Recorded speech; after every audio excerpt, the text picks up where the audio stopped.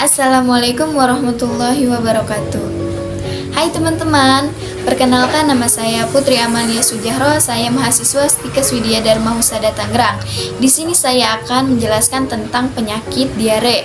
Teman-teman ada yang tahu apa itu penyakit diare atau udah ada yang pernah terkena penyakit diare? Nah, penyakit diare atau mencret adalah suatu kondisi di mana seseorang buang air besar 3 kali atau lebih dalam satu hari. Tinja atau feses yang dikeluarkan biasanya berupa cairan encer atau sedikit berampas. Kadang juga bisa disertai darah atau lendir, tergantung pada penyebabnya. Menurut Ikatan Dokter Anak Indonesia, anak dinyatakan menderita diare apabila buang air besarnya lebih sering dan lebih encer pada biasanya.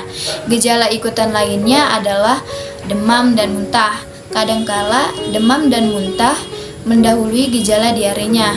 Menurut Depkes Republik Indonesia tahun 2003, tanda dan gejala diare dibagi menjadi 3 tingkatan. Tingkatan yang pertama pada anak yang mengalami diare tanpa dehidrasi, tanda-tandanya adalah buang air besar cair 1-2 kali dalam satu hari, muntah tidak ada haus, masih mau makan dan masih bisa beraktivitas seperti biasanya.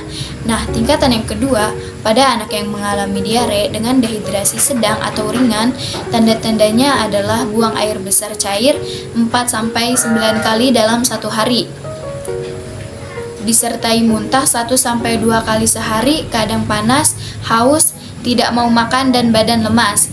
Nah, tingkatan yang ketiga pada anak yang mengalami diare dengan dehidrasi berat, tanda-tandanya adalah buang air besar terus-menerus, merasa haus, mata cekung, bibir kering dan bau, tangan dan kaki dingin, sangat lemah, tidak mau makan, tidak buang air kecil selama 6 jam atau lebih, kadang kejang dan panas tinggi. Nah, ada beberapa penyebab bakteri, diantaranya faktor infeksi.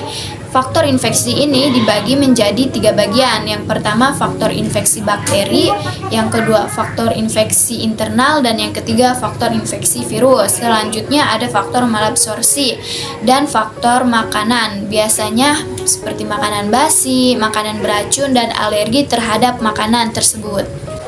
Penyakit diare dibagi menjadi 2 jenis, yaitu yang pertama diare akut. Diare akut adalah diare yang terjadi secara mendadak pada bayi dan anak yang sebelumnya sehat. Yang kedua, diare kronik. Diare kronik adalah diare yang berkelanjutan lebih dari 2 minggu, disertai kehilangan berat badan atau tidak tambah berat badannya pada masa